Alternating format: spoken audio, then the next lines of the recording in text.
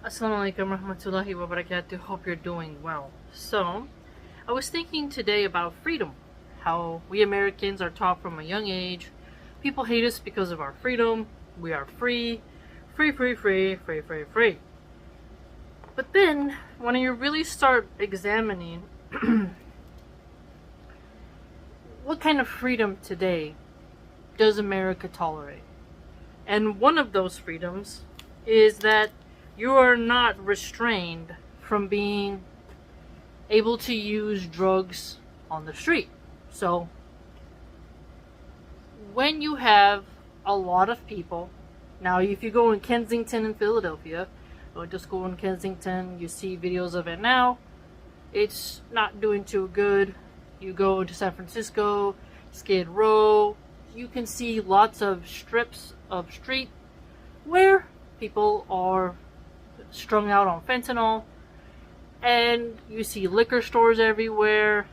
You are completely free to defecate, vomit, sleep on the sidewalk. Modern Americans call that freedom, and if you were to try to clean that up, they would call you fascists. And so is that what the founders of America envisioned?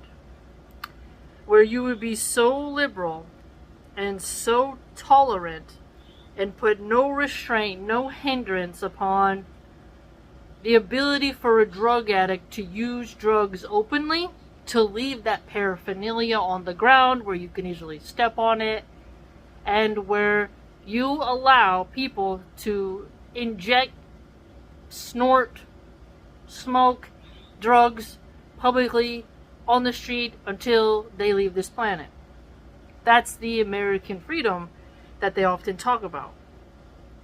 And so, if we as Muslims are obeying Allah subhanahu wa ta'ala, and we see that we are clearly not allowed to use intoxicants, we can see whose system is better.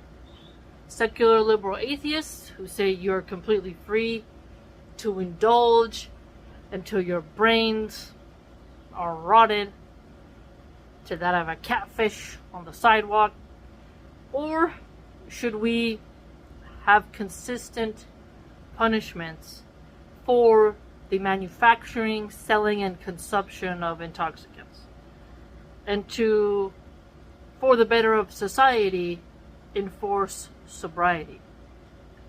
Now, what is more cruel? Punishing someone for selling drugs, manufacturing them, and consuming them, or allowing the free flow and decriminalization of drugs to the point where pregnant women are using? We see that a lot. Children are born with birth defects because their parents used. And to where we see, people standing on the corner, slanging it, and then bus stops where people are completely strung out, making public transportation less safe. What's worse for society? What's actually more cruel? The law-abiding citizen has to go through the badlands of ducking and dodging meth heads and nasty drug addicts who are out of their mind, hurting themselves, and also spreading a biohazard. They are spreading their diseases by public defecation, leaving needles on the ground, their blood on the ground, their vomit on the ground. A lot of them are high and committing acts of sodomy on the ground, in public. It's really quite tragic how drugs, they really do make you behave in a way where you have no honor, no shame, no dignity, no virtue, and you are just unabashed and just do public stuff right in front of people, and people, they turn their head and they just keep it moving to survive, and then that just becomes the norm. The liberal progressive would say that you should not put them in jail where they're forced to be sober, or you cannot put them in a labor camp where they have to contribute to society. No, instead what you do is you create injection sites where there's someone there who will make sure they don't OD, but you allow them to indulge, and then, once they get sick because of their lifestyle, you advocate for taxpayer-funded healthcare, and so that person is taking up the hospital bed, and as soon as they're good enough, they're back to using drugs. And then, don't talk to them about religion. Instead, push Darwinism into their heads, and that this sort of nihilistic, cynical creed of life is very fleeting and the only thing that matters is the material. Well, that's the solution. Here's some pills to replicate the drugs you were using on the street. There's no God, they contend. Just chase money and be on the street. That's your life. I don't really see that as like the pinnacle of freedom. Really sit down and think about what is meant by freedom, and you'll get a different answer from everyone. But for the most part, freedom consists of using drugs, fornicating, and it isn't really used for noble pursuits. And when you think of the societies they say that aren't free, they are free, you're just not allowed to push your sin. You're just not allowed to push your debauchery openly. And so we should, because America isn't, you can't just do everything you want. There are laws and rules. So think about that. When someone says, they want as little government involvement in someone's personal life, you have to see that the morality of the people determine how many laws you get and how free you get to be. If the morality is super, super low, it would make sense that you would want to up the ante on the kind of laws you would have. Because if you have a low trust society, they shouldn't be free to do anything. People should not have the freedom to use drugs openly. Going to bars should not be allowed. It should be hindered and restrained. There should be no more liquor licenses. The curse that is alcohol. How many people cheat, lie, steal, rob, murder, and damage their bodies with alcohol? It just shouldn't be allowed. Now, you may say, well, what about sugar? What about cigarettes? Yes, cut down on high fructose corn syrup. Require labor laws. And also label laws. Make everything better concerning the production of sweets and whatnot. And soda isn't comparable. Diabetes is bad, but someone doesn't drink 12 sodas and then go crash into a family. No, beer is a totally different alcohol, vodka, whiskey, you name it. It's just a different ballgame. And helping the society to learn how to cope with stress, trauma, and anxiety without intoxicants is more noble and more spiritual than simply medicating people into a coma via pills or having them chug some Jack Daniels and sit around on a bar self-loathing instead of being productive and active. My point is that America, and especially because of liberals, progressives, Democrats, leftists, socialists, anarcho-communists, you name it, the left wing, well, let's put it this way, the right-wing Christians allow alcohol and tobacco, which is a gateway. And I think that shouldn't be allowed. So we can't let the Christians get off scot-free because they push alcohol. And the amount of men who cheat on their wives because they're drunk and at the bar is quite high. And then you have Christian women coping with their isolation and loneliness with wine. Wine moms are a problem. So let's not pretend that Christians aren't afflicted by the curse of alcohol and that they haven't played a role in the normalization of being drunk. But the point is that the leftists moved the needle towards the hard intoxicants in the name of freedom. In the name of freedom. And America has really sliced at its own veins and mutilated itself because of how much intoxicants it's allowed to flow into the country. But also by the glorification of intoxicants and by allowing Hollywood and the music industry to push the consumption of intoxicants as normal, acceptable, idealistic, and nothing to be ashamed about. And if you recall, in the past, I shared a screenshot where in New York City there was a bus advertisement where it was normalizing people with STDs, that there shouldn't be a stigma, and that there shouldn't be a stigma around being a former drug addict and stuff like that. Liberals try to remove the shame. Once you lose the shame, it becomes harder to correct behavior because people don't feel like they should change. Shame plays a huge role in regulating behavior. And liberals, they don't really want you to feel shame in the sense of hedonism and addiction. They don't think that those are vices in society, but rather those are passions that should be promoted and indulged in at any rate you so desire, regardless of how it affects society. And regardless of the people who love that person who want them to be sober. I've covered this a lot for years. And I have a family that's filled with drug addicts. My mom was a drug addict, my dad has a problem with intoxicants. I've had 2 stepmoms and a stepdad were alcoholics, so I'm very familiar with what it's like to grow up with people who are such a burden that you can't trust them, they lie constantly. You get to see firsthand what it's like to interact with souls that are completely enslaved to intoxicants. Now, some say freedom means to not be enslaved. Yet drugs and alcohol enslave people. And yet liberals say the peak of freedom is the ability to use as many drugs and intoxicants as you like. Yet, if we were to apply Sharia law and ban those things, this would actually make people free from those addictions. And so, the liberal actually presents to you enslavement. They present to you a smorgasbord buffet of intoxicants, each one filled with different vices that will ensnare your soul so completely that it'll break your family's heart.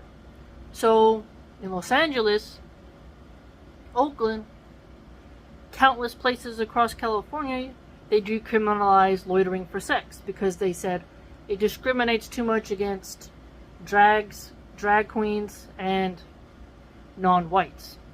So, therefore, you have to allow people to loiter and sell themselves to strangers for drug money because too many people who were non-white were being arrested. This is liberal logic. So instead of saying, let's keep it illegal and let's find a way to make this situation stop, they said, no, let's enable it by allowing it, by turning a blind eye and allowing it to flourish and continue. So by people being enslaved to drugs, they also become enslaved to gathering the money for those drugs, because the drugs own them. It is a shackle. It is a net. It is a ensnarement. So when these women, who temporarily the drugs have not ruined their beauty, are selling themselves to strangers, the liberal says that's sexual empowerment. That's freedom. No, that's enslavement. Because she is so useless to society and refuses to have a noble job that she continually goes for easy, fast money, risking her health and safety so she can buy drugs, so she can consume drugs. And they often are high while they're selling themselves and having intimacy with strangers.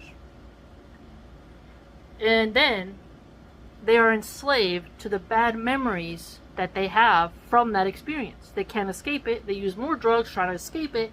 Now they are in so many layers of enslavement. They're enslaved to the trauma and the memories it inflicts on them constantly. And then the behavior patterns, fear, anxieties that come from the trauma they're chained to. Then the addiction and health effects on top of that. They can't escape all these snares that these liberals laid out for them. Liberals laid out a landmine and said, have at it. Run through the maze of landmines. Ignore those pesky Muslims who tell you to stay sober, to be spiritual, not do these things. Don't prostitute yourself. No. Don't listen to them. They're conservative. They're backwards. They're primitive. You have to be modern. Okay? And being modern means indulging in any delight you like, regardless of its effects on your health and on the function of society. Indulge because you are free, and in order to serve this idol of freedom, this means we cannot give you any hindrance to your drug addiction, and we cannot restrain you from buying and consuming drugs. We cannot restrain you from spreading STDs in society because you want to sell yourself for drug money. We don't want to punish the purchaser of your product, and we don't want to punish you for consuming the product. We want to allow it, and when the visible decay comes, when you have meth heads taking stuff out of your car, smashing your windows, looting, doing whatever they can desperately, because drug addicts can rarely hold jobs, because they want to be in another dimension constantly. And they don't want to live by rules anymore. They want to go off into fantasy land in their brain. They don't want to clock in and be on time and take showers and take care of themselves, because their brain is completely out of there. They're in a total different dimension when they're high, and they'd rather be in that imaginatory realm than here, sober on earth, having to work and be productive, and they're completely ensnared. They were freely told, go into that cave, that abyss of drug addiction in the name of freedom. No one here will judge you. No one here will shame you.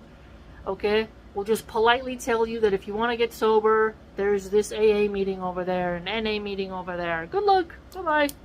Oh, don't listen to those Muslims. They're bigots. You know, they're this, they're that. They don't want you to indulge and be free. This is backwards. So ask yourself constantly, freedom to do what exactly?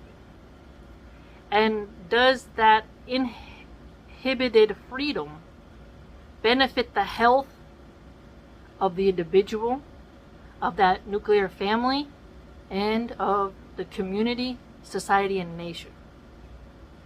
And once you realize that it doesn't, you can see that this mantra of freedom to do what? And what did it mean in the 17th century? What did it mean in the 18th, 19th, and 20th century? The cultural custom and norms to change. So this word freedom is an ever-changing definition, even though it has basic fundamental assumptions. Not to be enslaved, not to be in prison, not to be restrained, not to be hindered. But we know that the whole judiciary, the entire law structure of America is endless rules. Permits for this, license for that. So there are rules. You're not just able to set up shop and do whatever you want. There are parameters. And so America, when you say freedom, it usually means you have the freedom to, for example, fornicate with an endless amount of women, but you're restrained from marrying them. You have no moral or legal responsibility at all to any woman, maybe your wife, in an atheistic creed. Think about that. But it's completely moral to have endless intimacy and to ditch those women and just say, hey, go get an abortion at Planned Parenthood. That's the freedom they mean. That women can get endless abortions because they can't make proper decisions with birth control and sterilization. Nor can they maintain a healthy relationship or attract men of quality. They simply need the freedom to dismember an innocent human being because they have the freedom to make poor choices with no consequences and no shame and no stigma. They shouldn't be judged. So, no matter how many abortions a woman gets, you're never allowed to judge her or advise her or counsel her. You're told to remove the shame, to encourage the bad behavior, but to completely attack second, third, and fourth wives of Muslims. Think about that. So if a woman is the second, third, or fourth wife, she's called a cult member, brainwashed, has no self-respect. But if you're a groupie to a musician, no, that's normal. If you're in the Playboy Mansion with Hugh Hefner in the past, that's normal. Oh, if a woman does OnlyFans and gets railed by a football team, that's normal. Don't you dare shame her.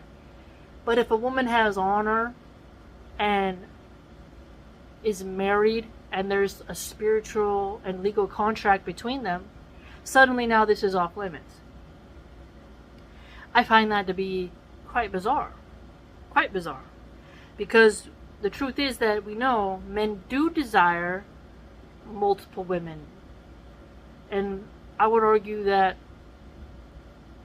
polygamy allows women to be taken care of. But it appears that you are restrained from marrying multiple women, but you are not restrained from going to strip clubs every single night. So that's quite bizarre, isn't it? If you want to legally marry 4 women, you will be imprisoned. But you will not be imprisoned for dropping $2,000 a night on several strippers. Very strange, isn't that? And so freedom often destroys women when you think about it. There are forms of freedom where you can freely get passed around the neighborhood, be a hood rat, as you call it, a tramp. But you don't have the freedom to be a third wife. That's quite strange. Really quite strange. How does that benefit women to where they can't be a third, fourth wife? But they can sell themselves in Oakland on the street corner for drug money. Marriage stabilizes society and families. Having a bunch of single women on welfare doesn't. That doesn't. Even though welfare is a needed system, having a man provide instead of the state inflicting taxes on everyone, there's something to that. Allowing people to freely choose who they want to donate to charity-wise, that helps as well. And so, freedom from responsibility. The men are like women are free to just dress how they want and have intimacy with us at any time, and we're free to leave. We have no responsibility to them. But if you're married, there's this stigma of, a righteous stigma of responsibility, duty, and ethics. Yet, they'll say you have the freedom to go to the nightclub and hook up with a woman in the bathroom, catch an STD, and that's it. Sayonara.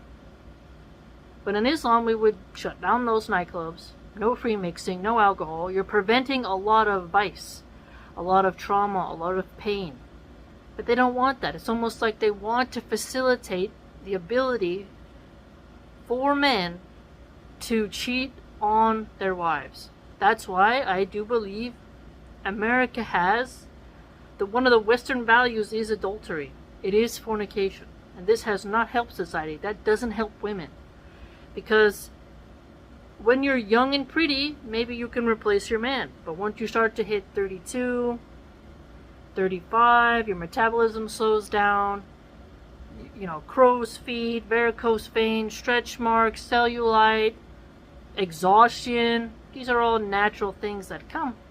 And it's not so easy for you to get a new man who's going to provide for you. And if you don't get one, you'll be working a dead-end job and you'll be quite sad often sometimes. And so you have to examine that when men are completely free from the responsibilities of marriage and family and honor and duty and civic responsibility, that doesn't work out too well for women. Because men are the maintainers and protectors of women in Islam. They're not free to just go away from that. Now, they're sinful if they do, but there is an obligation upon you. As a Muslim, we have to obey. We hear and we obey. We learn and we apply information. We are slaves of Allah, and a slave cannot just do as they want. So, this word slave and then freedom. You have a system in Islam of what you're allowed to do within what is halal. In America, you have the legislature, the judiciary, and all the laws of each county across the United States and in the American territories of what you're permitted to do. And so America isn't entirely free, but the way the word is used in pop culture usually refers to freedom to do sins that harm society. Actions that make you worse off if you do them consistently. And so having women be modest is a net positive. When you see that men who fight against modesty is because they want to indulge in those women, and those women want to have the easy ability to switch their husbands, and showing your body is the fastest way to get a new guy. And so these men, they want to say, okay, I want to see the goods. Wham bam, thank you ma'am, see you later. And then the other women want to be, well, my husband's pissed me off, I don't like him anymore, I want to change my husband. The fastest way to do that is to be immodest. And like flies to feces, attract those men. And then the men lose their wives and they wonder, how was she able to do this so fast? And one of that is to show your beauty. And so when you look at the responsibility that freedom entails, the context of it, the degrees of it, you begin to see that there is more nuance than how many Americans use this term freedom. Because ultimate freedom means that there's no shame. And no country is entirely free. If you were to get 20 people, and say, okay, manage yourselves, there's going to be rules, which means there's going to be limits to freedom. Rules limit freedom. Rules are a parameter, and then you're free to do what is permitted within that parameter. You couldn't run a tiny village if you didn't have rules and basic norms. So, even the freedom of speech, people do admit that there's few people who are free speech absolutists. There are certain things like, okay, you have freedom of speech, but then let's say there's some people who are like chilling, reading, whatever, and you come in and you just start saying slurs at everybody and disturbing the peace, and then someone kicks you out. Well, that's my freedom of speech. Yeah, but the way you're using your freedom, it doesn't really vibe with what's going on here. You're disturbing the peace, so we're kicking you out. Right? Then you'll see people who will go to a politician's speech, start shouting down, and then they wonder why they get thrown out. So we can see clearly that a lot of people who say they're really into freedom, they actually limit. They block people from replying to them on Twitter, on X. Like, people who use the block feature, they are taking away the freedom of that individual to say their ideas, and then using their own freedom to censor. So the constant change of what freedom means in each context really matters. Okay? And so be mindful of how people use the word freedom to shame Islam. Because what it really comes down to at the core is the ability to use women and throw them aside, and the ability for women to change their husbands as the wind blows, or cheat on their husbands. So I've just noticed this pattern, and I'm sure I'm not the only one who's noticed it. Because a lot of men who are porn addicts, who are hedonists, who struggle with monogamy, will shame Islamic polygamy, but then they themselves, because it requires marriage and responsibility and sobriety and ethical behavior, whereas they can just, I'll pay this hooker this week, pay this escort this week, hook up with this chick behind a McDonald's, this and that. They're doing that, but at the same time they're like, oh, marriage? Like, I don't even want to have one wife, let alone 4. They're scared away from the responsibility. But liberals and Christians in America will say, no. You can't have more than one wife. And so a lot of women who fall through the cracks, they're not able to get someone, they're divorcees with children, now they're stuck, and they're not able to be kept women, which is a mercy. So these women are not free to be wives. They're only free to be side chicks with no honor, no rights, no virtue attached to the term, just mistresses. It just doesn't make sense to me. So, really examine how freedom has consequences, what freedom means in each context, because when you let people into your home, there's rules, isn't there? They're not completely free to do whatever the hell they want. Nope, there's a curfew, take your shoes off at the door, don't poop on the carpet. Like, think of all the rules you can make for your home. And I was like, I'm free. You don't like freedom? Why don't you let me do this? And then you start to see the nuances come out, don't you? So let us keep that in mind when the attack of Muslims don't like freedom, Muslims are antithetical to freedom. What they really mean to say is that they don't want to have any type of strictness of rules. They don't want to have their degeneracy regulated. And they don't think that their degeneracy harms society, and they like spreading degeneracy. They like the sort of slothiness and the indulgence and the decay. As long as they're able to get their fix, that's all that matters, which shows you that they're deeply selfish individuals and don't think of the greater good, and they don't think about accountability. It's really something fascinating. So it's comical when people will tell me, like, you don't know what real freedom is. And it's like, tell me. I've only ever lived in America. I was a latchkey kid. I'm the result of secular liberal values because both my parents didn't stay married. Both of them were fornicators. Both of them consumed intoxicants. Tell me.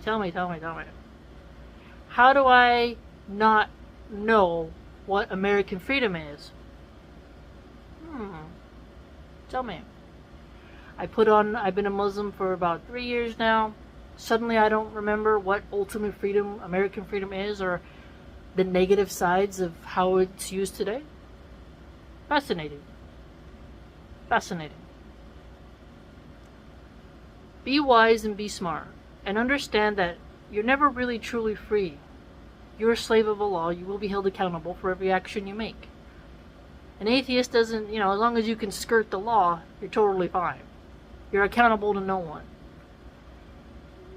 Survival of the fittest. Social Darwinism and evolutionary psychology. Accountability. Shame. Nah. Do what you gotta do. Makes right. Be careful out there. Don't be tricked by this very difficult word of freedom. Because a lot of people, it leads down a dark path. And a lot of people start to learn this later on. No one has ultimate freedom. They all have rules. Rules inhibit freedom. So it's all about what kinds of freedoms, isn't there? And even those freedoms, there's limits. People, I like freedom. You're not free at work. You can get in trouble for what you post on social media and get fired, so you ain't free. What are you talking about? Cancel culture is what America is. What are you talking about? That's what the LinkedIn persona is about. Being as fake as you can and then indulging. So let me know what you think. If you'd like to join my blog, you can go to www.subscribestar.com/MejoNetGuy. Hope to see you there.